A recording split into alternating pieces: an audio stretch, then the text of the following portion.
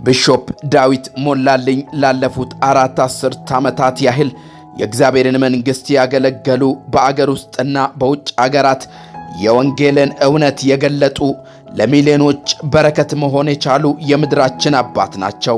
በተጨማሪም ከ300 በላይ ቤተክርስቲያናትን በያገሩ የተከሉ እግዚአብሔር በሰጣቸው ጸጋ ለብዙዎች የመፈታትና ወደ እግዚአብሔር መንግሥት መምጣት ምክንያት የሆኑ በዝማሬዎቹና በትምህርቶቹ ሚሊዮኖች ወደ እግዚአብሔር እንዲቀርቡ ምክንያት የሆኑ በትላልቆችና በትናንሾች ተወዳጅነትን ያተረፉ አባት ናቸው። ባለፉት ዘመናት እግዚአብሔር ትንቢታዊ መልእክት ሰጥቷቸው በኢትዮጵያ ምድር ላይ ስለሚሆኑ ታላላቅ ነገሮች በትንቢት መንፈስ ተናግረው ነበር። ውድ የመልእክተኛ ሚዲያ ተመልካቾቻችን ለዚህ ቻናል አዲስ ከሆኑ ሰብስክራይብ፣ ላይክ፣ ለሌሎችም እንዲደርስ ሼር በማድረግ ቤተሰብ ይሁኑ። በታሪክ ውስጥ መለኮታዊ የሆነው የእግዚአብሔር ጉብኝት ሀገራትን እስከ መጨረሻ ሲቀይር አይተናል። ዜጎች በእግዚአብሔር ሕልውና ከግል ሕይወት አንስቶ እስከ ሀገር ሲረሰርስ ተመልክተናል። ታዲያ ይህ መለኮታዊ ጉብኝት በሀገራችን ኢትዮጵያ ያልተገመተውን አዲስን ነገር ያደርጋል።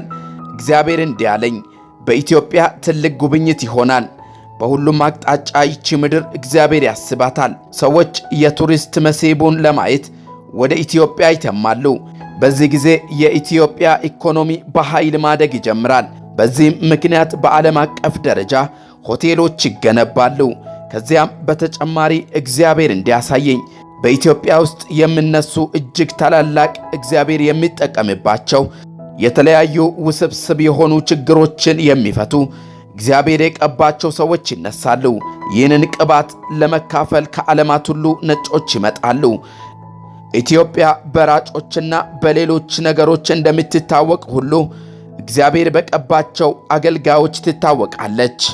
የሚመጣው እንዴት ነው፣ ሀገራችን የምታድገው እንዴት ነው የሚለውን ነገር ሳስብ ብዙ ጊዜ ትኩረት የሚሰጠው በህንፃ ግንባታ ላይ ነው፣ ወይም ደግሞ የተለያዩ ነገሮችን በማየት ላይ ብቻ ነው። ግን በጣም ትልቅ በምድራችን ላይ ሊገነባ የሚገባው ነገር ምንድነው? የእግዚአብሔር ሰዎች፣ እግዚአብሔር የጠራቸው ሰዎች ተቀባይነት ማግኘት አለባቸው፣ መከበር መቻል አለባቸው። እግዚአብሔር ከተናገረኝ ነገር ውስጥ የመጀመሪያውን ነገር ልነግራችሁ የምወደው ነገር እግዚአብሔር በጣም ኢትዮጵያ ውስጥ ብዙ የሚጎበኙ ነገሮች አሉ እና በጣም ብዙ የቱሪስት መስህብ የሆኑ የሰሜን ተራሮች አሉ። አክሱም ሐውልት አለ፣ የላሊበላ ውቅር አብያተ ክርስቲያናት አሉ፣ የፋሲለደስ የጥንት ቤተ መንግስት አለ፣ የባሌ ያለው ዋሻ አለ፣ ሌሎችም በጣም ብዙ የቱሪስት መስህብ የሆኑ የተለያዩ አዕዋፋቶች አሉ፣ የተለያዩ አራዊቶች አሉ፣ የዱር አራዊቶች አሉና እነዚህን መስህብ የሆኑትን ለማየት በጣም ብዙ ፈረንጆች ይመጣሉና እኔም በሄድኩባቸው አገሮች ውስጥ በጣም ብዙዎች እነዚህን ለማየት እንደሚመጡ አውቃለሁ። ግን እግዚአብሔር የተናገረኝ በጣም በሚቀጥሉት ዘመናት ደግሞ እግዚአብሔር በኢትዮጵያ ውስጥ የሚነሱ በጣም ታላላቅ የእግዚአብሔር ሰዎች፣ በጣም ታላላቅ እግዚአብሔር የሚጠቀምባቸው የተለያዩ ውስብስብ የሆኑ ችግሮችን የሚፈቱ የተለያዩ እስራትን የሚበጣጥሱ እግዚአብሔር የቀባቸው እግዚአብሔር በኃይል ያስነሳቸው እግዚአብሔር ለመፍትሄ ያስነሳቸው ሰዎች በኢትዮጵያ ምድር ስለሚነሱ አሁንም እየተነሱ ስለሆነ በጣም በኃይለኛው ይሄ ነገር ስለሚነሳ በጣም ብዙዎች ጥቁሮች፣ ነጮች፣ የተለያዩ ሀገር ዜጋዎች ይህንን ቅባት ፍለጋ ይህን ጸጋ ፍለጋ ወደ ኢትዮጵያ ይመጣሉ። ከዚህ የተነሳ እነዚህ እግዚአብሔር ሰዎች በምድራችን ሲነሱ እነዚህ እግዚአብሔር ጸጋ ያለባቸው የእግዚአብሔር ኃይል እግዚአብሔር የሚሰራባቸው እግዚአብሔር በዘመኑ ያስነሳቸው ሰዎች በተለያየ ጸጋ ያስነሳቸው ሰዎች ኢትዮጵያ ውስጥ ከመብዛታቸውና ኢትዮጵያ ውስጥም ከመስራታቸው የተነሳ እነሱን ፍለጋ ልክ እና አክሱም ሐውልትን እነ ላሊበላን እነ ሰሜን ተራሮችን ሌሎች የቱሪስት መስህቦችን ፍለጋ ወደ ኢትዮጵያ እንደሚመጡት ሁሉ እንዲሁ እነዚህን የእግዚአብሔር ሰዎች ፍለጋ ይመጣሉ። እነዚህን የእግዚአብሔር ሰዎች ፍለጋ ሲመጡ የሚመጡት በትራንስፖርት ነው። የሚመጡት በምንዛሪ ነው፣ በውጭ ሀገር ገንዘብ ነው የሚመጡት። በጣም ብዙዎች ናቸው የሚመጡት። ሆቴሎቻችን ክፍሎች ይያዛሉ። ሆቴሎች በጣም አሁን የሚገነቡት ሆቴሎች ምንም ነገር በምንም ነገር እይታ አይደለም። ወደፊት ለፈውስ የሚመጡ ሰዎች አሉ፣ ከስራት ለመፈታት የሚመጡ ሰዎች አሉ። በጣም ብዙ ሆቴሎች የሚያስፈልጉን፣ በጣም ብዙ ሱፐርማርኬቶች፣ በጣም ብዙ ሬስቶራንቶች የሚያስፈልጉን እነዚህን ሰዎች ለማስተናገድ ይመስለኛል። እና በጣም ከፍተኛ ዝግጅት እግዚአብሔር ጨርሷል። እግዚአብሔር የሥራው ዘመን ነው። እግዚአብሔር ታላላቅ እግዚአብሔርን ሰዎች ያስነሳል። እነዚህ የሚነሱ ለመፍትሄ ቀንበር ለመስበር ታላላቅ ስራዎችን በእነሱ ሊሰራ ያስባቸው እግዚአብሔር ሰዎች ልክ ሲነሱ ምድራችን መባረክ ትጀምራለች ማለት ነውና አሁን እያያችሁት ያለው የምድራችን እንቅስቃሴ ሁሉ ወደዛ የሚያመራ እንደሆነ አውቃለሁ። ሌላው ነገር ሳልናገር የማልፈው ነገር እነዚህ እግዚአብሔር የሚያስነሳቸው ሰዎች ምናልባት በሰው እይታ የማይገቡ ሊሆኑ ይችላሉ፣ ትልልቅ የሚባሉ ላይሆኑ ይችላሉ፣ የተማሩ ላይሆኑ ይችላሉ፣ ግን እግዚአብሔር ያስነሳቸው ሊሆኑ ይችላል። መጽሐፍ ቅዱሳችን ሲናገር ሐዋርያት ሥራ ላይ እነዚህ የምናውቃቸው አይደሉም እንዴ? የተማሩ እንኳን አይደሉም፣ የሚናገሩት ቋንቋ ምንድነው እስኪባል ድረስ አስደናቂ ስራ የሰራባቸው ያልተማሩ በሚመስሉ ናቸው። ነገር ግን የሰራዊት ጌታ እግዚአብሔር ታላላቅ ስራ የሚሰራባቸው ኃያላን ሰዎች እዚህ ምድር ላይ ይነሳሉ። ስለዚህ ለምድር በረከት የሚሆኑ ለምድር መፍትሄ የሚሆኑ እግዚአብሔር የቀባቸው እግዚአብሔር ያበጃቻቸው እግዚአብሔር ሰውሮ ያስቀመጣቸው ሰዎች ይነሳሉ። እነዚህ ሰዎች ሲነሱ ምድራችን መለወጥ ትጀምራለች። እነዚህ ሰዎች በምድራችን ላይ ከመውጣታቸው የተነሳ ምድራችን ልክ በሯጮች እንደምትታወቀው ናም በአሁን ሰዓት በጣም ኢትዮጵያ በምን ትታወቃለች ብለን ብንጠይቅ በሯጮች ነው የምትታወቀው።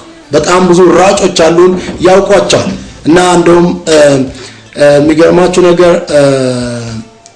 አሜሪካን ሀገር አንድ እንጀራ የምትሸጥ ፈረንጅ ሴት አለች እና ያቺ እንጀራ የምትሸጥ ማለት ጤፍ እዛው አሜሪካን ውስጥ ጤፍ እየዘራች እያሳጨደች ዱቄት እያደረገች የምትሸጥ ሴት ነች እና ለኢትዮጵያውያኖች ነው የምታከፋፍለው።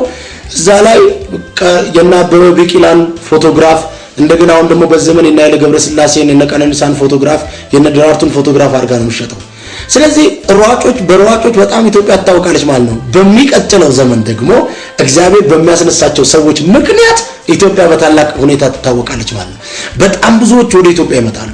በጣም ብዙዎች ከተለያየ አገር አውሮፕላኖቻቸው በቃ ማረፊያችን እስኪጠብ ድረስ ሌሎች ማረፊያዎች እስከሚሰሩ ድረስ አስደናቂ የሆነ መፍሰስ ወደዚህ ሀገር ብዙዎች ይፈሳሉ ማለት ነው።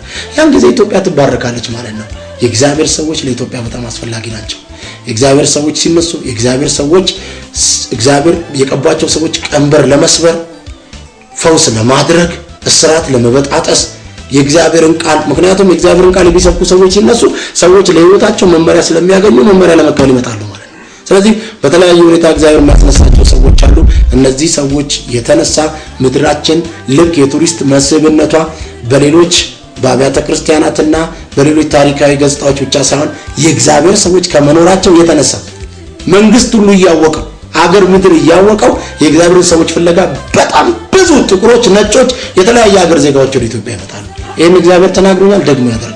ስለዚህ ለዚህ ለመዘጋጀት ምን ማድረግ አለብን? መንግስት የእግዚአብሔር ሰዎች ሊቀበላቸው ይገባል። በምድራችን ያሉ ህዝቦች በአጠቃላይ የእግዚአብሔር ያስነሳቸውን ሰዎች መፍትሄዎቻችን ናቸው፣ ሀብቶቻችን ናቸው ብሎ ሊቀበላቸው ይገባል የሚል እምነት አለኝ። ስለዚህ መፍትሄው ምንድነው? መጽሐፍ ቅዱሳችን ሲናገር በኢሳይያስ 1:19 ላይ እሺ ብትሉ ብትታዘዙ የምድርን በረከት ትበላላችሁ። ስለዚህ እሺ እንወዳቸዋለን እናከብራቸዋለን ብለን የእግዚአብሔርን ሰዎች መቀበላችን ግዴታ ነው።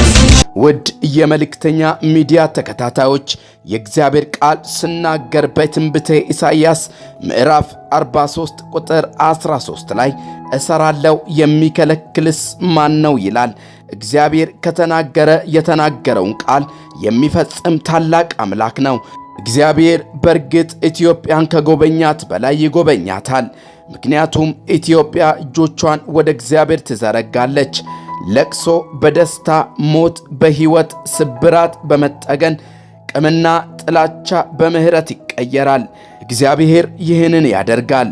ለዚህ ቻናል አዲስ ከሆኑ ሰብስክራይብ፣ ላይክ፣ ሼር በማድረግ አብራችሁን እንድታገለግሉ በጌታ ፍቅር እንጠይቃችኋለን።